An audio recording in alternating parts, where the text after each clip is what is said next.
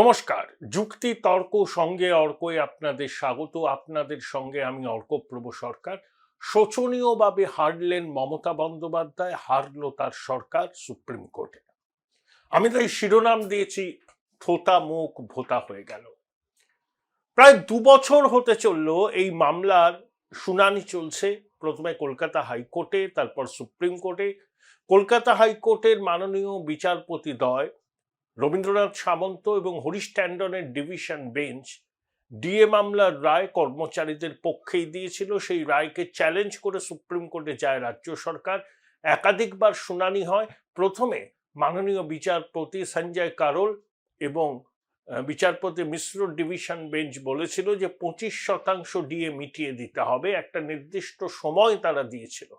একদম সেই সময়সীমা যখন শেষ হচ্ছে তখন রাজ্য সরকার সুপ্রিম কোর্টে বলে যে তাদের আরো সময় প্রয়োজন। তারপর দফায় দফায় শুনানি হয়। 8ই সেপ্টেম্বর শুনানি শেষ হয়।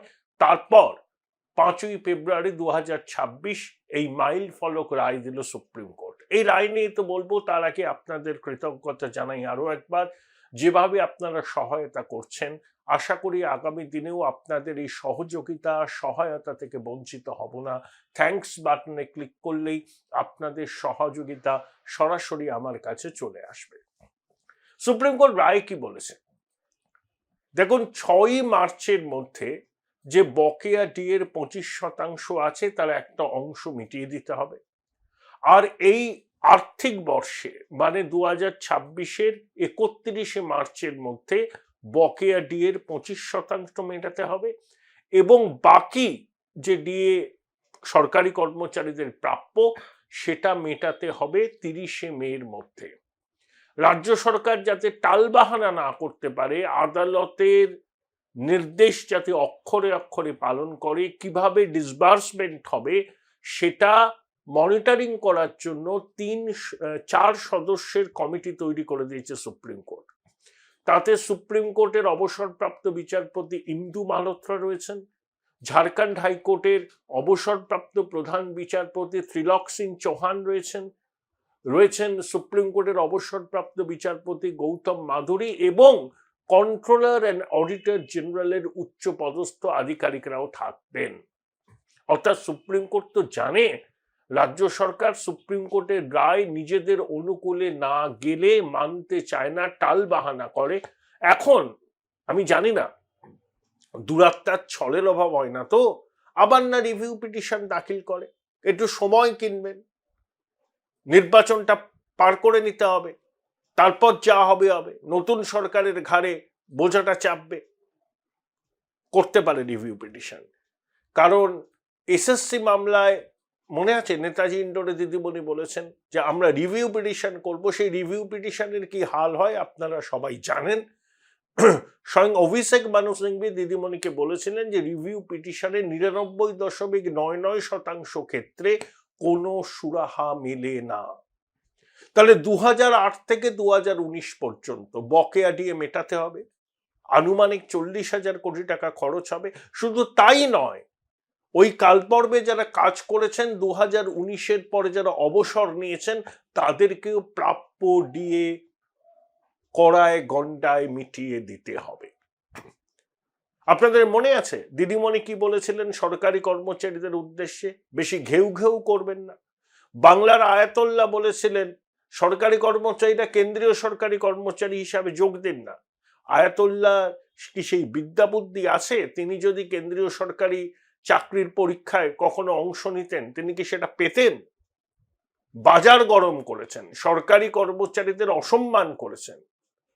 আর আপনার জনমুখী কর্মসূচি রূপায়ণ করেন এই সরকারি কর্মচারীরা। সুপ্রিম কোর্ট আবার বলে দিয়েছে আর্থিক সংকট চলছে এই অজুহাত দিয়ে সরকারি কর্মচারীদের এই পাওনা গন্ডা আটকে রাখা যাবে না। All India consumer price index মোতাবেক কর্মচারীদের মহার্ঘ ভাতা দিতে হবে। এটা তাদের মৌলিক অধিকার, রাজ্য সরকারের দয়ার দান নয়, কর্মচারীদের মৌলিক অধিকার দিয়ে। এরপরে কিছু কিছু প্রশ্ন আমার মনে আসছে। দেখুন, সুপ্রিম কোর্টের রায়ের পর সব জল্পনা, সব সংশয়ের অবসান হলো। যদিও সরকারি কর্মচারীরা এখনো সন্দিহান শেষ পর্যন্ত রাজ্য সরকার সুপ্রিম কোর্টের এই নির্দেশ মানবে কি না। আমি বললাম আবার রিভিউ পিটিশনের রাস্তায় যেতে পারে। সময় কেনার ছক, সময় কেনার ছক। কিন্তু সরকারি কর্মচারীদেরও কিন্তু তাদের দায়বদ্ধতা আরো নিশ্চিত করতে হবে। আপনাদের অধিকার আপনারা আদায় করলেন আদালতে, লং ড্রন ব্যাটলে। যে সমস্ত আইনজীবীরা এই সওয়াল করেছিলেন তাদের কুর্নিশ জানাই। সংগ্রামী যৌথ মঞ্চের যারা এর পুরোভাগে ছিলেন তাদের ধন্যবাদ অবশ্যই প্রাপ্য। কিন্তু সরকারি কর্মচারীদেরও বুঝতে হবে অধিকার তো পেলেন, দায়বদ্ধতাও নিশ্চিত করুন। কারণ রাজ্য সরকার কেন এই দিয়ে দেওয়ার জন্য টালবাহানা করছিল, তার একটাই কারণ যে রাজ্য সরকার মনে করে যে সরকারি কর্মচারীরা হচ্ছে সমাজের সুবিধাভোগী শ্রেণী এবং তাদের সিংহভাগ তাদেরকে ভোট দেয় না। তাই তাদের ন্যায্য পাওনা আটকে রেখে সেই টাকায় যদি খয়রাতি করা যায়, যদি নগদ অনুদান ব্যাংক অ্যাকাউন্টে ট্রান্সফার করা যায়, ভোটে তার ডিভিডেন্ড বেশি মেলে। এবং সমাজের একটা বড় অংশের মধ্যে সরকারি কর্মচারীদের কর্ম সংস্কৃতি সম্পর্কে কিন্তু এখনো বিস্তর প্রশ্ন আছে। বেসরকারি প্রতিষ্ঠানে যারা কাজ করেন তাদের সেই অর্থে চাকরির নিরাপত্তা নেই, অনিশ্চয়তার মধ্যে টার্গেট মিট করে তাদের কাজ করতে হয়।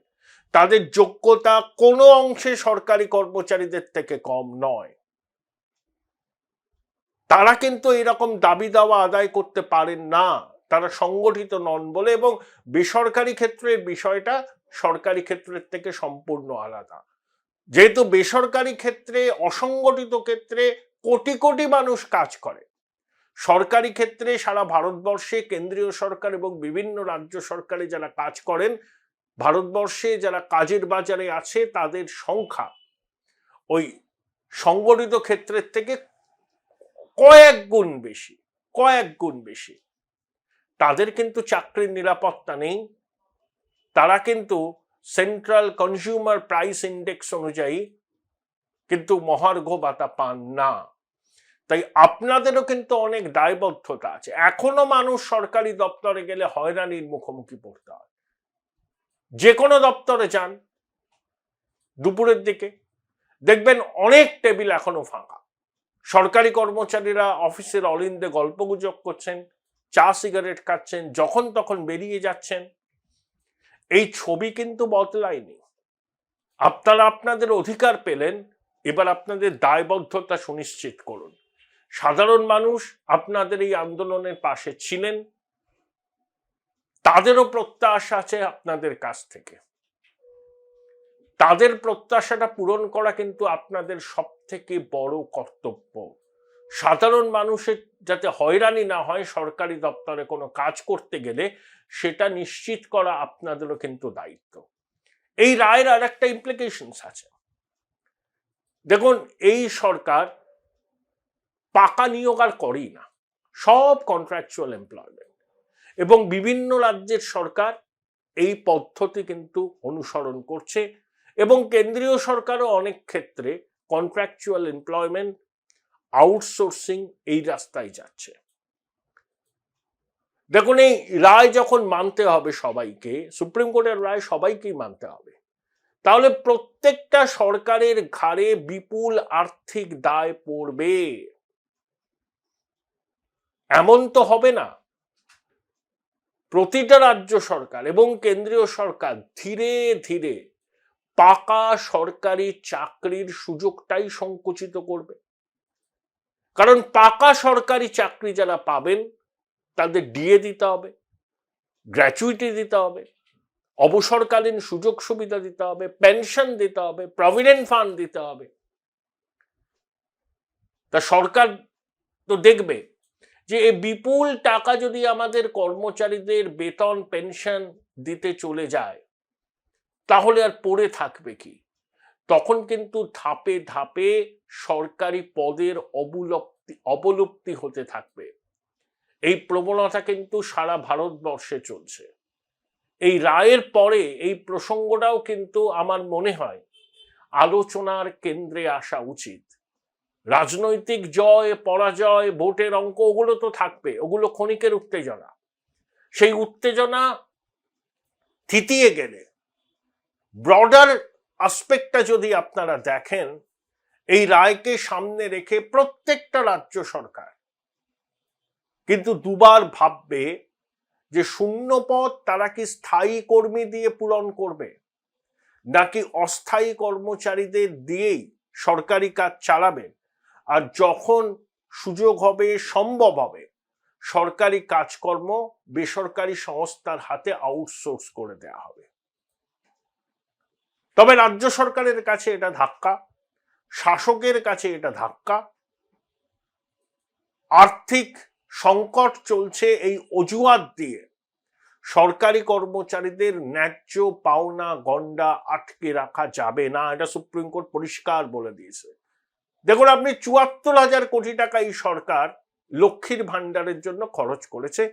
গর্বের সঙ্গে মুখ্যমন্ত্রী বলেন ২,২১,০০,০০০ মানুষকে আমি লক্ষ্মীর ভান্ডার দিয়েছি। ২৪-২৫ অর্থবর্ষে ২৭,০০০ কোটি টাকা খরচ হবে, সবাই লক্ষ্মীর ভান্ডার পাচ্ছে। শুনলাম কাঞ্চন মল্লিকের স্ত্রীও নাকি লক্ষ্মীর ভান্ডারের প্রাপ্য। উচ্চপদস্থ সরকারি বেসরকারি পদে কর্মরত মাতৃশক্তি তারাও লক্ষ্মীর ভান্ডার পান। সবাইকে এই নগদ বিলির এই যে প্রবণতা, এই প্রবণতা যদি চলতে থাকে ভোট করানোর জন্য, ফাইন্যান্সিয়াল এমার্জেন্সি আটকাতে কেউ পারবে না। আর ধার করার ঊর্ধ্বসীমার খুব কাছে দাঁড়িয়ে রয়েছে পশ্চিমবঙ্গ। কতদিন আপনি ধার করে এইসব প্রকল্প চালাবেন? আমি লক্ষ্মীর ভান্ডারের বিরুদ্ধে নই, যাদেরকে দেওয়ার তাদেরকে দিন। সবাইকে কেন দেবেন? যার প্রয়োজন নেই তাকেও আপনি দিচ্ছেন। আপনি বলছেন টাকা নেই, আপনার দিদিমণি আপনার বাজেটে পাড়ায় সমাধান প্রকল্পের জন্য বাজেট বরাদ্দ ছিল, আইপ্যাক পরামর্শ দিল, আপনি ৮,০০০ কোটি টাকা বরাদ্দ করে দিলেন। তাহলে আপনার যখন ভোট করানোর দরকার হয় তখন আপনার টাকার অভাব হয় না, ধার করেন, অন্য দপ্তরের বরাদ্দে কাটছাট করেন, আর আদালতে গিয়ে বলেন আর্থিক সংকট চলছে। আপনি যদি আপনার খরচের হ্রাস টানতে পারতেন তাহলে ডিও দিতে পারতেন, পরিকাঠামোতেও উন্নয়ন করতে পারতেন, আবার টার্গেটেড অডিয়েন্সকে সামাজিক প্রকল্পের সুরক্ষাও দিতে পারতেন। কিন্তু তার জন্য যে ফাইন্যান্সিয়াল ম্যাচিউরিটি এবং প্রুডেন্স দরকার হয়, দুর্ভাগ্যজনকভাবে আপনার সেটা নেই। সর্বশেষ উদাহরণ কি? পাবলিশার্স অ্যান্ড বুক সেলার্স গিল্ডের দুই কর্তাবাজা কর্মকর্তা, যারা একসময় বুদ্ধবাবুর পিছন পিছন ঘুরতেন, এখন দিদিমণির ব্যাগবন, তারা বইমেলার উদ্বোধনে বললেন যারা বই হাট করতে হবে, যে দিদিমণি এত করেছেন, জগন্নাথ করেছেন, কালচারাল সেন্টার করেছেন, জগন্নাথ মন্দির করেছেন, মহাকাল মন্দিরের সংস্কার করছেন, দুর্গাঙ্গন করছেন, দিদিমণি একটা বই হাট করে দিন। দিদিমণি কি করলেন আপনাদের মনে আছে? তথ্য সংস্কৃতি দপ্তরের সচিবকে বললেন ১০ কোটি টাকা দিয়ে দাও, আপনার বাজেটে এই কোটি টাকা সংস্থান ছিল, আপনার ইচ্ছা হলো আমাদের করের টাকা, রাজকোষের টাকা আপনি দিয়ে দেবেন ১০ কোটি টাকা। এভাবে এই সরকারটা চলে, হীরক রানীর সরকার এভাবে চলে।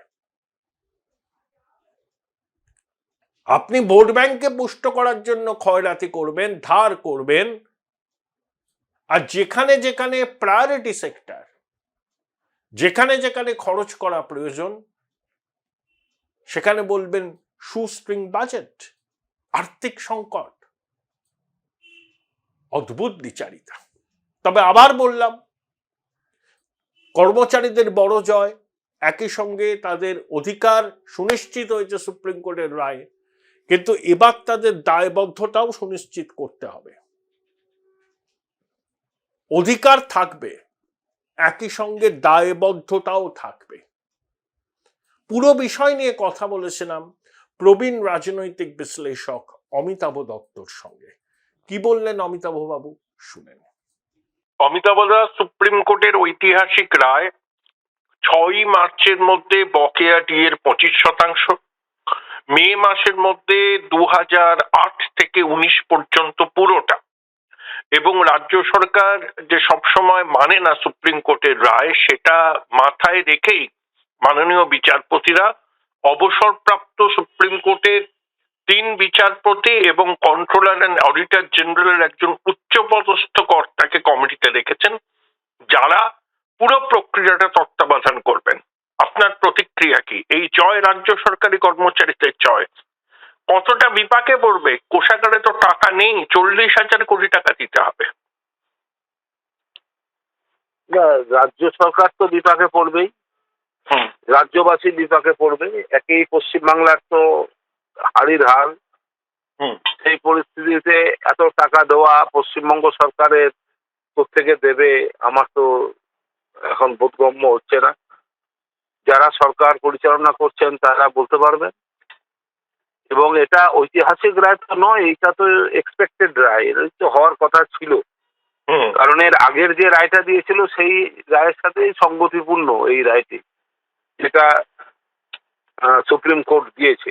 আগে 50% বলেছিল, এখন সেটা 25% বলেছে। না, আগে 25% বলেছিল, মিটিয়ে দিতে হবে একটা কিস্তির 3 মাসের মধ্যে। তো সরকার না মিটিয়ে ঠিক শেষ দিন যখন টাইমটা এক্সপায়ার হচ্ছে আবার সুপ্রিম কোর্টে আবেদন করে, তারপরে এই রায়, এবং বলেছে যে ডিএ পাওয়া কর্মচারীদের মৌলিক অধিকার কনজিউমার প্রাইস ইন্ডেক্স অনুযায়ী। সেই জন্যই বললাম ঐতিহাসিক রায়, এটা সারা ভারতবর্ষে প্রযোজ্য। দেখাই যাক ভবিষ্যতে কি হয়। এখন সরকার তো আগামী দিনে কোনো সরকারি কর্মচারী রাখতে পারবে বলে তো আমি মনে করি।